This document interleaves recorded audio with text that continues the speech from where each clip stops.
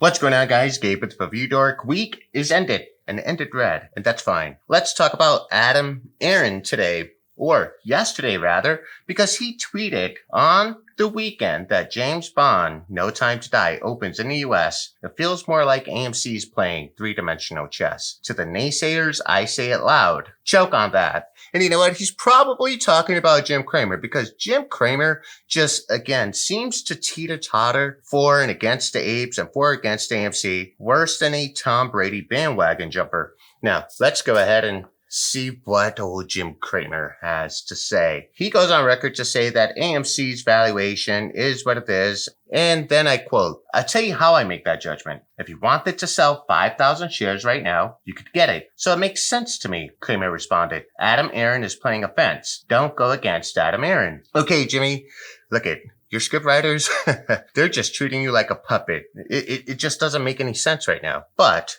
let's also include the apes in that statement, because without the apes, AMC would not be where it's at right now. More importantly, you've literally shunned off Trey and his invitation to jump on his show, and you guys exchange barbs, ask each other questions, and in an open forum. Now, let's talk about James Bond here, because Aron seems to be really bullish. And that's because after being rescheduled 4 times, you know what, it could be worse. It could be like Top Gun 2. But finally, we have Daniel Craig in his swan song, the last James Bond, to his credit. And there's an expectation of $60 million this weekend. Although we could see another $90 million weekend like we saw with Venom Let There Be Carnage. Okay, so we're going to look at Stonko Tracker. 191,726 contracts expired out the money, which means you took your dry powder and gone with the wind. It's done. And the market just took your money and said,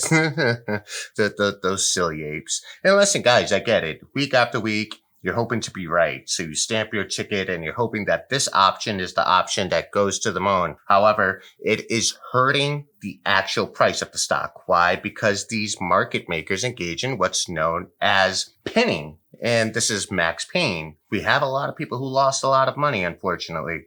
Now, when we talk about short interest here, 20.28%. The game hasn't changed. It's still elevated. We're still holding AMC. I did talk about this morning how 37.75 happens to be where the beast hides. And you know, we were really bullish throughout the morning. And I did say that AMC was going to flirt with 38.80, $39, and we did reach that. However, it all fell apart and we went right back to 37.75. Now, for those who are saying, well, Gabe, tell me something that'll make me feel good about myself. 37.75 happens to be very similar to the Battle of 801. And what we're going to do is we're going to go to the daily chart here. From March all the way up until May, we were stuck in a channel. We were stuck in that $8 channel, and we were often being teased when we would see the run up to 14, and then it would retrace down to 7, down to 5.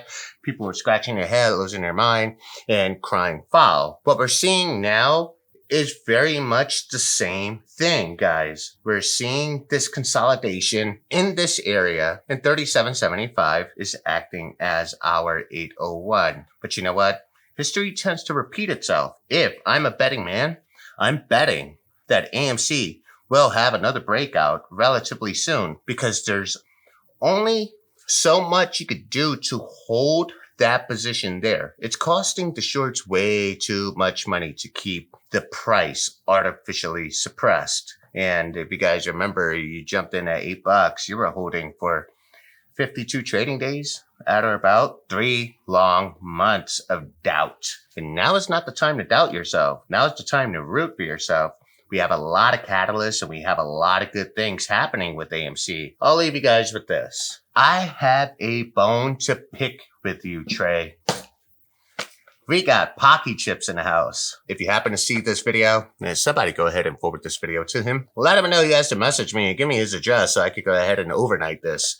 We would love to see a flaming ass coming out of your silverback self, brother. But more importantly, if you can get Jim Cramer onto your show, I would gladly donate another one. I would love to see his bald head go red. And we got a bonus ticker today. we have CEI. Now, CEI ran up pre-market and everyone was pretty exuberant, right? It was to the moon, squeeze play, without realizing it's Friday. Fridays, typically red days, because swing traders and day traders, well, they exit their positions, right? But what we saw with CEI was an opportunity to swing trade. Now, you guys over at CEI, you're saying, well, Gabe, this is a squeeze play. How dare you say swing? Just like I recommend when you're playing with crypto, is that you have a fixed amount of shares. For instance, 5,000 shares of CEI, that is your fixed amount of shares. And you're holding this long term. This is what you're diamond handing. And then you have an additional amount of shares that allow you to play the swings and still put money back into your portfolio. Because guys, that is the name of the game. When your money is sitting somewhere and not doing anything, it's not making you money. And you know what? No one makes money with hope and a prayer. For those who are saying, well, Gabe, you're doing it with AMC. Yes, but I have a very diversified portfolio. AMC's locked and loaded. I play other equities, as you guys should too. Now, I know you guys are going to jump in the comment section and say, I'm all in on AMC. Well, God bless you. But you know what? That's a rookie mistake. This is Gabe. I'm signing out. I love you all. Now it's time for crypto. Peace.